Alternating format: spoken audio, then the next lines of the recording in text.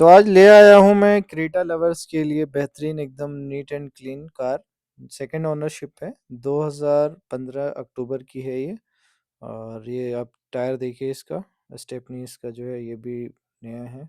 चारों टायर इसके नए डले हुए हैं। लगभग 90-95% इसका अभी है बचा हुआ। और वारंटी अभी फुल है इसकी। और ये आप अंदर से आपको दिखाता हूँ। ये डैशबोर्ड इसका ये एकदम नीट एंड क्लीन है। 94 समथिंग चली हुई है ये सीट देखिए सब नीट एंड क्लीन है। और ये स्क्रीन इसका जो है इधर टच स्क्रीन इन्होंने चेंज कराया हुआ है, इसका नया लगवाया है। ठीक है, अब ये देखिए सब वर्किंग में ही है। ठीक है, एसी वर्किंग है फुल। ठीक है, ये साइड मिरर भी वर्किंग है इसका। और ये इसका बैटरी है, ये भी आपको नया वारंटी के साथ में ही मिलेगा ये भी। और 2026 तक की अक्टूबर में जो है ना इसकी इंश्योरेंस भी वैलिड है। टायर आप देखिए एकदम ब्रांड न्यू है।